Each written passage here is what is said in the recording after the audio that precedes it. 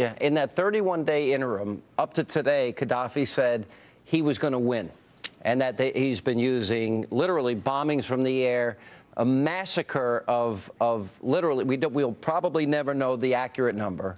A slaughter has taken place. You mentioned the slaughter in Israel and the massacre. A 3-year-old child, an 11-year-old child, and a family is wiped out. Not a word, and the White House just sits passively. It's frankly a little shocking. All right, we're going to come back. We'll get your thoughts, the latest on where you stand in your potential run for the presidency, also on the economy. More with former Speaker of the House, Newt Gingrich, after the break. And still to come, our weekly installment of Media Mash. We will show you how the Obama mania media exploited the crisis in Japan and much more.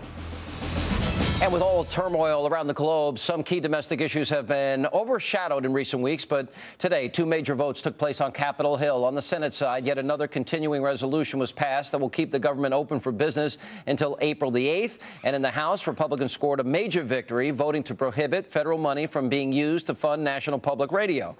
And back with reaction to all of this is former Speaker of the House, Newt Gingrich. All right, Mr. Speaker, I want to give credit where credit is due. Republicans, the new Congress, said they would repeal Obamacare. They did. The next step, they said, if they couldn't get the Senate and President to go along, is they would defund it. Now, Politico has a story today. Some in GOP grow tired of the right wing. And there's a quote in there by a Republican congressman that basically says, well, there's some on my side that want to cut anything that moves. We have $4 billion in new debt we accumulate a day. $4 billion. And we found that the Democrats pre-funded $105 billion in Obamacare. They didn't want to go through the proper appropriations process. And 54 House Republicans said, no, that's not, we need to take that money out. Did they miss an opportunity with the pressure involving funding the government to take that money out? Well, I think, first of all, that they've already eliminated 40 small federal programs in these 2 cycles with the continuing resolution. In a couple of weeks, you're going to see Paul Ryan, the chairman of the Budget Committee, unveil the most dramatic, the boldest budget in modern American history. I have no doubt that Congressman Ryan is going to set the benchmark for everybody who wants to cut spending. He's going to have entitlement reforms. He's going to have dramatic cuts in spending. And every Tea Party member, every fiscal conservative, every budget hawk in the country is going to have an opportunity. And some of them, I predict, will promptly say it's not enough, even though it will be by a big margin the boldest budget in modern times, much bolder than anything we did during the 4 years I was Speaker. And I think Congressman Ryan really understands what he's doing, is really committed to creating jobs, to developing American energy, and to balancing the budget. And he's going to drive towards that with enormous courage. And we'll see how many people are prepared for real spending cuts at that point. I do think that the freshmen came in dedicated to cutting spending, and they should. I'm talking to you tonight from New Hampshire, where they're in the middle of cutting spending in their state budget. And there's enormous feeling in New Hampshire that they want the federal government under control. They think Obama has been spending an extraordinarily dangerous and reckless way. And so I think they expect the Republicans to get this budget under control. And I think the Speaker, John Boehner, and Majority Leader Eric Cantor are absolutely committed to doing that. I've interviewed all 3 of them, and Paul Ryan. I've interviewed McCarthy. Every time I've walked away fully confident that they want to fulfill every promise. I agree. I talked to Paul Ryan. We're still dealing with the budget in 2011. It gets a little confusing. This was the budget the Democrats should have passed when they had full control. They didn't pass it. And I am looking forward to bold spending cuts. Paul Ryan said he will deal with entitlements. They will do the hard work that Obama put off, because Obama didn't deal with any of this when he put forward his budget. But I will tell you, there are some that are getting pretty antsy, fiscal conservatives, and saying, well, wait a minute here. A big part of our promise is defunding Obamacare. When can that happen then? And how does that happen if you... Oh, I think it'll... Look, I think it's clearly going to happen in the Ryan budget. I suspect the Ryan budget will also include the defunding of and the elimination of Obamacare. I'm actually doing a press briefing tomorrow at the National Press Club on getting rid of Obamacare on behalf of the Center for Health Transformation. We're totally committed to getting rid of Obamacare. The country is overwhelmingly committed to getting rid of Obamacare. And I think that you'll see this gets worked out. I'm not trying to second guess either the Tea Partiers, who are legitimately militant and legitimately suspicious, nor am I trying to second guess Speaker Boehner and the leadership team, who are trying to handle a complex situation. You know, they have a Democratic Senate still. They have a president who is far more radical than Bill Clinton ever was. So I think they're in a different environment. What I do believe is that they're going to come out with a budget which is extraordinarily bold and which is going to be very different from anything we've seen in our lifetime.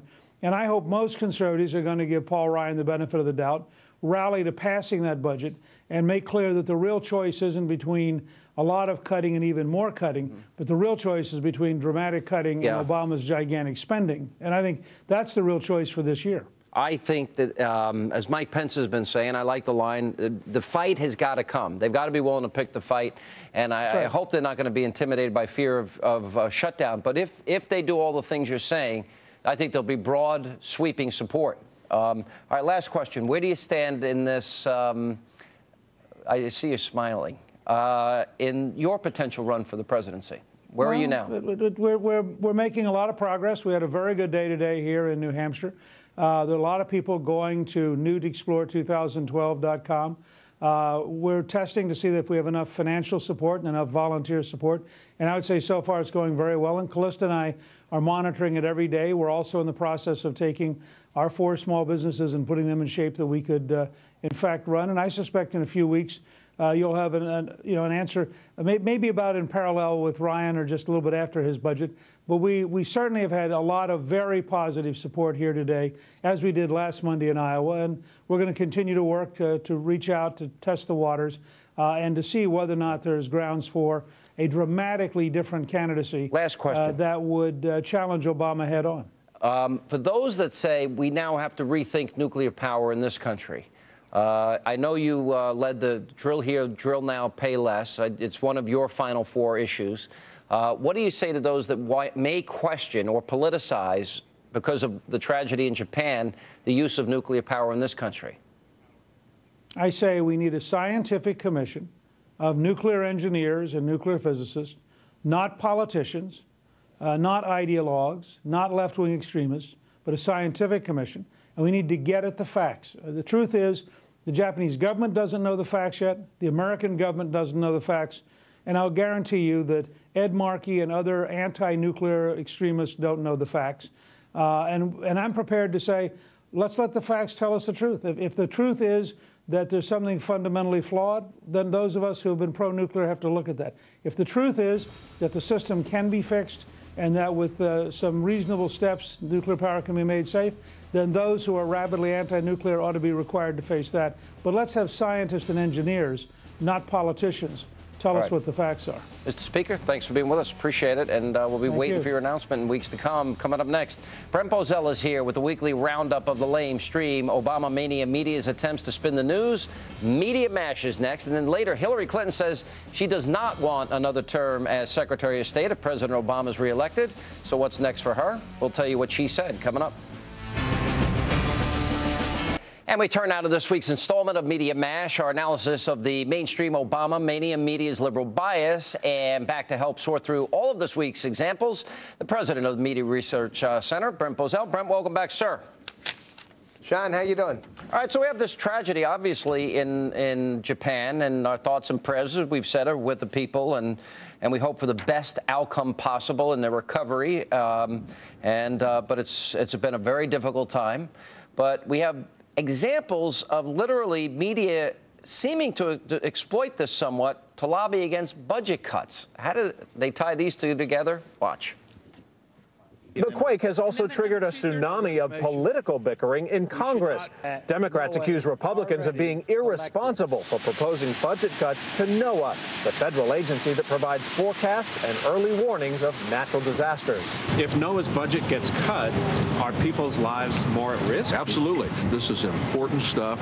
It's public safety. It's an investment in our everyday lives. Consider Japan's state-of-the-art undersea sensors and tsunami gates protecting key ports. Well, just last month, our House of Representatives voted to slash funding for the Hawaiian Tsunami Warning Center that issued last night's alarm. One more reason to look out for yourself. Here we are. We haven't even begun to deal with our $14 trillion debt. The Republicans say, let's go back to 2008 spending levels, live within our means, and the media is already building it. They want old people to die, and they got to defend every program. No one's saying 2008 levels. We've got to do something to get the budget under control. Your thoughts on the exploitation issue? What was it Rahm Emanuel said? Never let a crisis go to waste. This is the template that you're going to follow. We're going to see it, Sean, every week from here on out. Anytime there is anything to report of bad news around the world, they're going to turn around, and it's going to be the Kevin Bacon 4 degrees of separation. How can we tie it to the Republicans? But let's address this for a second, because your audience needs to know just how dishonest this report was. They're saying Republicans have voted to end tsunami warning centers in Hawaii. The reality is the budget of this agency is $5.6 billion. It's up 25% since Obama was elected president. The proposed cuts are $358 million. That's a drop in the bucket. It's not targeted to any specific program with that massive agency. If you were to take the money that Obama has put in there for studying the climate change, $737 million, where you were to take the Republicans' cuts and apply them 100% just to that element, you would still have $350 million to study the climate and fund everything else. This is a budget that's out of control, Sean. The media won't get their hands around it. They attacked Republicans yesterday because they voted for $6 billion in cuts. While they were voting for $6 billion in cuts, the deficit went up $72 billion yesterday. Yeah. All right. Let me give you another example of this. And I think what's happened with Scott Walker, the governor of Wisconsin, that he's cold and mean, and the union, they have given blood to this guy. Watch out, Republicans, because this is happening as you go through the process of trying to balance the budget. What would be wrong with some sort of compromise at this point, given that the union has given blood to this guy? They've given everything he's wanted. They just want a voice. You know what the voters are saying? He's cold, and he's mean, and he doesn't care about the little guy. He's cold, he's mean, he doesn't care about he's got a $3.7 billion budget that he's trying to get in, pay off. Excuse me, it's not the voters who are saying that, Mara. It is the media that are saying this about this man. And by the way, in Wisconsin, contrary to what you're hearing from the press, they have not voted to end collective bargaining. They voted to scale it back, to cut these sweetheart deals between Democratic officials and union members. And you know that it is illegal in 5 different states. So Wisconsin isn't anywhere near as tough as 5 other states. Well, actually, I think 26, and federal employees do not have, even after these changes, anywhere near what the people in the unions in Wisconsin have. All right, now guess what? The real danger is Big Bird. Big Bird. Republicans want to kill Big Bird. Watch this. Officials say some stations would go under. Also at risk, programming like Sesame Street. We have studies that prove our programs get these children ready for school, ready to learn. With American children already falling behind, public broadcasting supporters fear Bert and Ernie could become a casualty of the political wars. They're casualties in a war over culture and spending cuts that threatens the very existence of public broadcasting, including Big Bird and Elmo. Sunny days, sweeping the clouds away. Big Bird makes a fortune. He doesn't need any of our money. Sean Hannity, this story is astonishing. And Lisa Myers and Jake Tapper are much better reporters than this. They ought to be ashamed of themselves. Sesame Street is making so much money, not for the taxpayer, by the way, but for the people who own Sesame Street, that if you were to privatize PBS tomorrow, there would be the biggest bidding war you ever saw from the networks to try to get Sesame Street themselves. It is making hundreds of millions of dollars every year in gross merchandising sales. And get this, what do you think is the annual salary of the CEO of Sesame Workshop, which owns Big Bird? Are you ready? $1 million. These poor people, yeah, you're very close. $956,000 a year is what that guy makes. Big birds. That's how much they're hurting. Sunny days over there with American tax dollars. Brent Bozell, thanks for setting the record straight. Appreciate it. Let not your heart be troubled. Our great American panel is next.